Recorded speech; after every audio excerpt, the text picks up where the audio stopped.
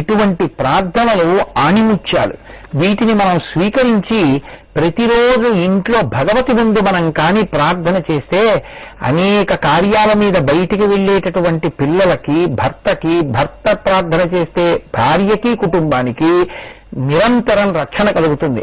అంత గొప్ప ప్రార్థనని వ్యాస భగవానుడు ఈ ప్రకరణంలో చేర్చి ఉన్నారు. ఆ తల్లి మనోరమ అంటోంది, అగ్రతస్తేంబికా పాతు పార్వతీ పాతు పృష్ఠతః పార్వతీ పార్శ్వయో పాతు శివః సర్వత్ర సాంప్రతం వారాహి విషమే మార్గే దుర్గా దుర్గేషు కర్హిచిత్ కాళికా కలహే గౌరే పాతు త్వాం పరమేశ్వరీ మండపే తత్ర మాతంగీ తథా సౌమ్యా స్వయంవరే భవానీ భూపమధ్యే తు పాతు త్వాం భవమోచనీ గిరిజా గిరిదుర్గేషు చాముండా చత్వరేషు చ కామగా కాననేష్వేవం రక్షతుస్త్వాం సనాతనీ వివాదే వైష్ణవీ శక్తిరవతా త్వాం రాహూత్వః భైరవీ చరణే సౌమ్యా శక్తూనాం వై సమాగమే సర్వదా సర్వదేశేషు పాతు త్వాం భువనేశ్వరీ మహామాయా జగద్ధాత్రీ సచ్చిదానందరూపిణి. మనోరమ అండి, నీ ముందు భాగంలో అమ్మవారు పార్వతీదేవిగా, వెనక భాగంలో ఇంకొక రూపంతో, ఈ పక్కన ఇంకో రూపంతో, ఏదో మంటపంలోకి వెడితే మాతంగిగా, భూపతుల మధ్యలో భవానిగా, ఆ తల్లి నువ్వు గిరిదుర్గాల్లో ఉంటే గిరిజగా, నువ్వు ఇంకొక చోట ఏదో వివాదం సంభవించిన చోట ఉంటే వైష్ణవీ శక్తిగా, ఇలా సర్వకాలములయందు అమ్మవారు అనేక రూపములతో నీకు అన్ని వేపులా నిలబడి నిన్ను రక్షించుగాక. ఇన్ని మాటలెందుకు? సర్వదా సర్వదేశేషు పాతు త్వాం భువనేశ్వరి. ఆ భువనేశ్వరీ స్వరూపం ఉందే, అది సర్వదా సర్వదేశేషు, కాలము దేశము రెండింటినీ కీర్తనం చేసింది. నువ్వు ఏ ప్రదేశమునందు నిలబడినా, ఏ కాలమునందు నిలబడినా భువనేశ్వరీదేవి నిన్ను రక్షించుగాక. కాబట్టి సర్వదా సర్వదేశేషు పాతు త్వాం భువనేశ్వరి మహామాయా జగద్ధాత్రీ సచ్చిదానందరూపిణి. కనీసం పైవి రాకపోతే ఈ ఒక్క శ్లోకాన్ని సర్వదా సర్వదేశేషు పాతు త్వాం భువనేశ్వరి మహామాయా జగద్ధాత్రీ సచ్చిదానందరూపిణి అని మన పిల్లలు బయటికి వెడుతున్నప్పుడు మనం జగదంబకిని ప్రార్థించి అమ్మవారి పేరు మీద రక్ష పెట్టి పంపిస్తే ఎక్కడ బుద్ధి వచ్చేటటువంటి సంఘటనను తట్టుకోలేక వైక్షుభ్యం పొందివారు ప్రమాదములకు లోనవుతారో దానినే కదా ప్రమాదం అని పిలుస్తాము. బుద్ధి పనిచేసినది ప్రమాదం ఎందుకు అవుతుంది? కాబట్టి ప్రమాద వేళ ఏర్పడినప్పుడు ఆ దేశములో, ఆ కాలములో భువనేశ్వరీ స్వరూపంతో అమ్మవారు బిడ్డల్ని రక్ష చేస్తుంది. కాబట్టి అంత అద్భుతమైనటువంటి శ్లోకాన్ని ఇచ్చారు. అమ్మవారి చేతిలో ఉన్నటువంటి 5 పుష్పబాణముల వంక చూసి ధ్యానం చేస్తే తన్మాత్రలు పోవు, కానీ ఎలా మారిపోతాయో తెలుసా అండి? ఇప్పుడు వాసన చూస్తాడు, దేన్ని వాసన చూడాలని కోరుకుంటుంది? ప్రతిరోజు తెల్లవారగానే ఒక్కసారి నిన్నను పూజ చేసినటువంటి సుగంధ పరిమళములు విరజల్లేటటువంటి పుష్పములు, సంపంగి పూలు నా అమ్మ పాదముల మీద పెట్టాను. నిన్న ఉదయం నుంచి ఇవాళ ఉదయం వరకు అమ్మవారి పాదముల మీదే ఉండి తన ప్రాణం వదిలిపెట్టేసే ముందు రెక్కలు ఇలా ముడిచేసి తల వాల్చేసేటప్పుడు అమ్మవారి పాదముల మీద తల వాల్చేసింది. ఈ పువ్వు జీవితంలో ధన్యత పొందిందని ఇలా తీసి కళ్ళకద్దుకొని వాసన చూస్తే నలిగిపోయి వాడిపోవడంలో కూడా సుగంధ పరిమళములు వస్తుంటే అమ్మ పాదముల మీద లత్తుక అంటుకుని జన్మ ధన్యమైపోయిన పువ్వు అని నువ్వు తల మీద పెట్టుకుని ఎప్పుడెప్పుడు అమ్మ పాదముల మీద అర్చన చేయబడిన నిర్మాల్యాన్ని వాసన చూద్దావా అని నీకు తాపత్రయం వస్తే ఎప్పుడెప్పుడు ఘంటానాదం చేస్తూ సాంబ్రాణి వేసి ఇంట్లో సాంబ్రాణి పొగల మధ్య కూర్చుందావా అని నీకు అనిపిస్తే నీ ముక్కుకు వాసన ఉన్నా నువ్వు లౌల్యమునకు గురి కాలేదు.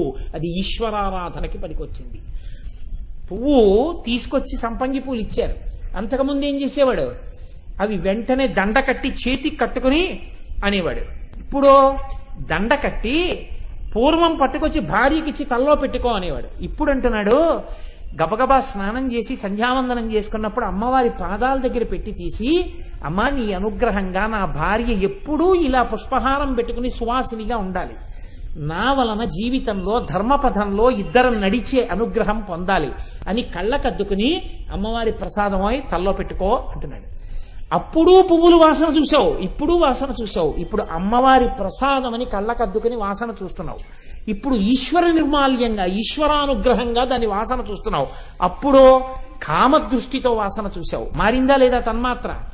అప్పుడు తిన్నావు, ఇప్పుడు తింటున్నావు రసేంద్రియం. అప్పుడు నీ కోసమని తిన్నావు, ఇప్పుడు ఈశ్వర ప్రసాదమని ఏది తినే ముందైనా ఉమామహేశ్వర పరబ్రహ్మార్పణమస్తు అని తింటున్నాడు. ఆఖరికి ఇది ఎంత అలవాటుకి వెళ్ళిపోయింది, టాబ్లెట్ వేసుకుంటున్నాడు. అలవాటు మీద ఉమామహేశ్వర పరబ్రహ్మార్పణమస్తు అని నోట్లో వేసుకుంటాడు. అలవాటు, అలా అనకుండా వేసుకోలేడు. ఏది లోపలికి వెళ్ళినా అలా అని వేసుకుంటాడు. ఇది పైకి అనక్కర్లేదు, లోపల నడిచేసుకుంటుంది. అంటే ఆయన తిన్నదంతా ప్రసాదమే తింటాడు. ఇప్పుడు ఏమైంది, ఆయన జీవితం అభ్యున్నతి వైపు వెళ్ళిపోయింది. ఆయన పూర్వం స్పర్శ సుఖం కోసం వెంపర్లాడేవాడు, ఇప్పుడు వెంపర్లాడుతున్నాడు ఏ స్పర్శ సుఖం కోసం. ఎప్పుడెప్పుడు గురువుగారి పాదాల మీద నా తల పెడతాను, ఎప్పుడెప్పుడు గురువుగారి పాదాల మీద నా నుదురు తగిలితే ఆ మహానుభావుడు నడిచినటువంటి నడత, ఆ మహానుభావుడు చేసినటువంటి ఉపాసన, ఆయన అనుగ్రహం, ఆయన నాడీమండల కేంద్రాలన్నీ ఆ పాదాల్లో ఉన్నాయి. ఆ భక్తి నాకు కూడా కలగాలి, అందుకని నా తల ఆయన పాదాలకి తగలాలని వినయంతో వంగి తల తీసుకెళ్లి పాదాలకి తగిలిస్తున్నాడు. పూర్వం ఇలా అనేవాడు, ఇప్పుడు భగవంతుడి దగ్గరికి వెళ్ళి వంగి తల తగిలేటట్టు నమస్కరిస్తాడు. గుంటూరులో హరిప్రసాద్ గారు ఉన్నారు మహానుభావుడు. మనకి వెంకటాచల వైభవం అయిపోయిన తర్వాత ఆఖరి రోజున ఇక్కడ నారాయణ సేవ చేశారు. వారు విపరీతమైన నడుము నొప్పి, బెల్ట్ కట్టుకుంటారు, ఇలా వంగలేరు.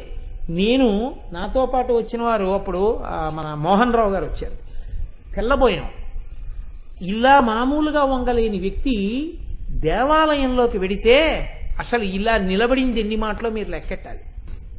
ఎప్పుడూ ప్రణిపాతం చేస్తూనే ఉంటారు, అడుగడుక్కి ప్రణిపాతం చేస్తారు.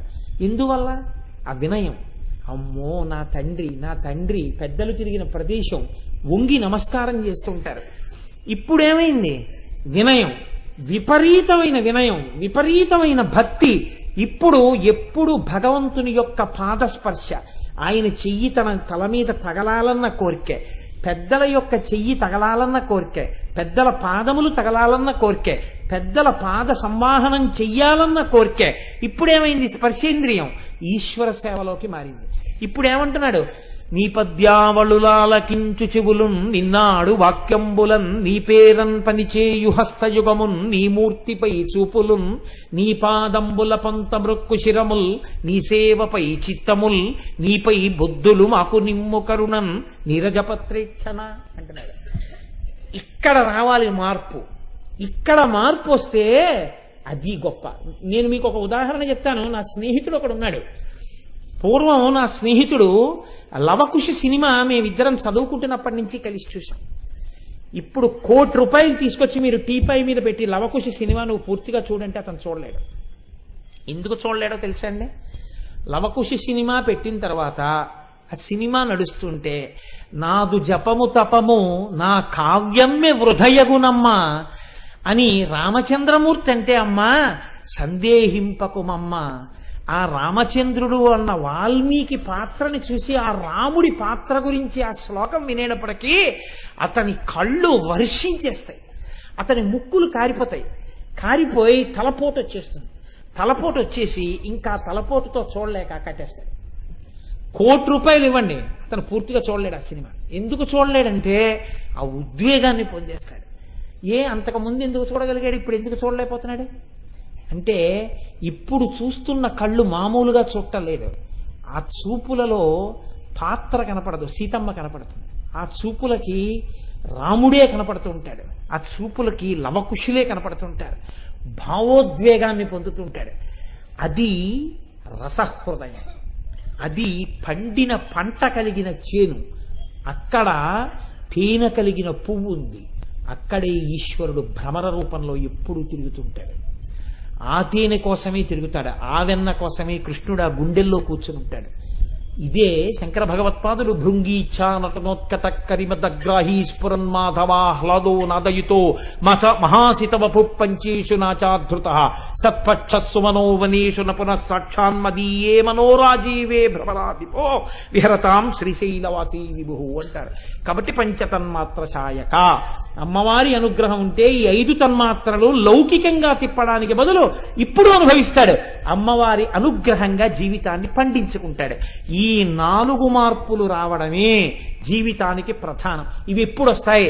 అమ్మవారి కాంతి మీద పడి అమ్మవారి చేతులు అమ్మవారి ఆయుధాలు దర్శనం చేస్తే ధ్యానం చేస్తే ఈ మార్పు రావడానికి ఆవిడ పట్టుకుంది తప్ప ఏదో పట్టుకోవాలని పట్టుకున్నది కాదు. ఇది ఆవిడ కారుణ్యం. ఇది తెలుసుకో అని చెప్పడం లలితా సహస్రనామ స్తోత్రంలో ఈ నామాలు.